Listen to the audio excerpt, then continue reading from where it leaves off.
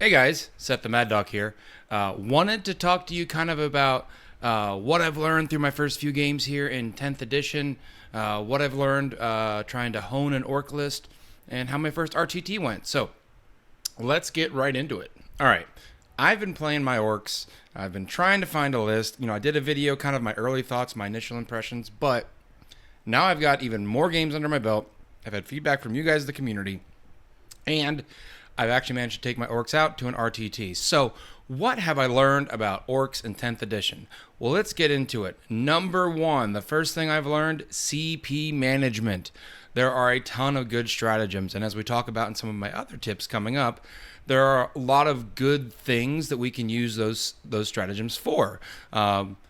Art as Nails is very good, making some durable units even more durable to really skew your opponent's math on trying to take out one of those important units that you have.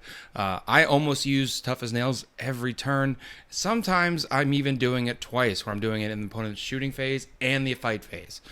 So that is a hugely important strat. Keeping a CP in a bank for also tank shock on trucks with those those strength 10 wrecking balls. Sometimes when you have a really durable enemy unit with just a few wounds left, a little stupid 50-point truck with a tank shock is a nice way to kind of chip those wounds off. So that's like another great thing. Rerolling that critical charge because we don't have access to rerolls. So that's really something at this point that I'm learning is hugely important, is CP management. So do as best as you can to avoid those CP rerolls, avoid the kind of frivolous things. If you don't really need Unbridled Carnage to kill a unit, maybe don't pop Unbridled Carnage then. So just be very conservative with how you spend that CP. Plan how you're going to allocate it. For me, I have a Beast Boss on Swigosaur and I have Mazrog, both in my list, both very durable units, and I want them to live, so I'm almost always managing my CP, trying to hold some CP in the bank for something like Art as Nails. The next thing is orcs are not the most durable. We certainly have some very durable units, and we'll talk about that in a minute, but generally speaking, I'm trying to avoid really high point units. In my list right now, it's like I said, it's Mazrog and it's a Beast Boss on Swigosaur with Edwap as Kill Chopper. Those are the two most expensive things in my list. I then have just a bunch of basic characters, 2 regular Beast Bosses, a Pain Boss. I have Snickrot, I've got a unit of Commandos, I've got 3 trucks, I've got 3 units of Beast Snaggle Boys, 3 units of 3 Bikes, 2 units of 3 or 5 Storm Boys, and 3 units of 3 Squighogs. I'm going with as minimum sizing as I can on most things because I'm trying to get a very wide army that's going to kind of overload my opponent's ability to activate and do enough damage to all the things. And when they start split firing is when we get the chance to say, oh, you split fired there and half the shots went to Mazrog, -1 to wound on Mazrog. And so it gives us our chance to kind of even out some of that damage differential that we have in our army compared to our opponent.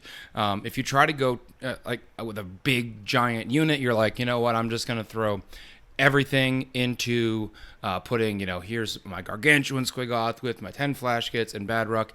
That's cool. That's going to definitely do some damage, but there are definitely armies out there that can quickly and efficiently delete that transport, aka that Gargantuan Squiggoth, and then delete the guys that get out of it. And then you're going to be down a huge amount of points versus having much more smaller units. An MSU build keeps your list alive and active longer, which is going to get us into our next tip.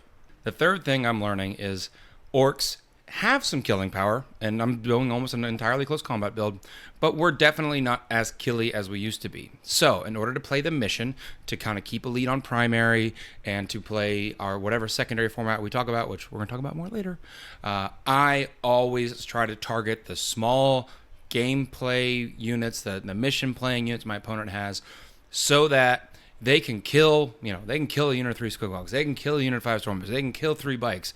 I don't care. I've got a bunch more of those because of my earlier tip where I went wide and I took a bunch of small units. But if I take out all those little assets and they only have 2 or 3 big assets left in their army, it gets really difficult for them to play the mission in a lot of cases, and then we can start pushing the points lead on there. So the one I went 2-1 this past weekend. I beat Necrons, I beat Custodes, and the game I lost was to Imperial Knights, and everyone's like, oh yeah, towering, they blew you out of the water. I lost by 7 points, and that's not the first time that I've had a close loss to them. I also have lost against them like 5 points. In both scenarios, it was because they had war dogs or armigers, the small chassis, alive to steal objectives from me.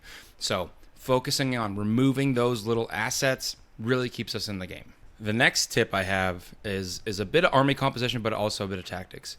It's using cover and the beast snagas in general to make a army that is more durable than it appears. Cover is super easy to get. Essentially, if any part of your opponent's model cannot, or sorry, if they pick, it's advantageous for them. They pick the best part for them.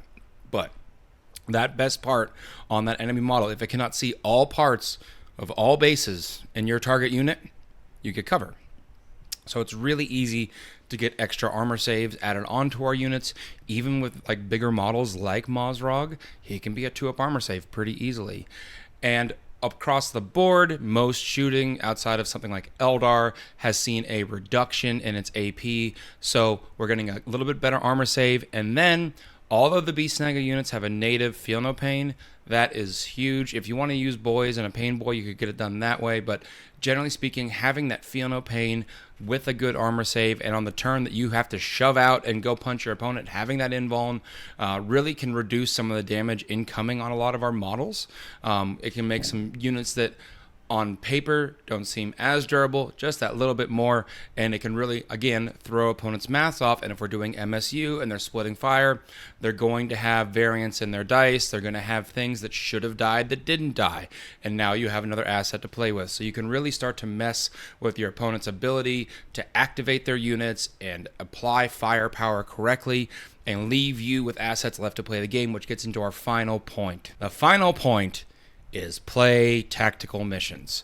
Orcs are fantastic at playing tactical missions.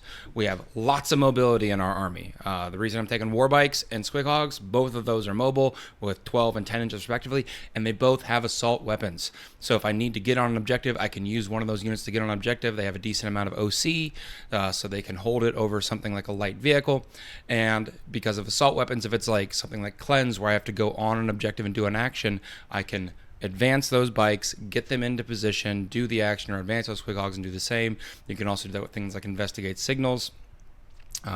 So a lot of opportunity there to play those cards.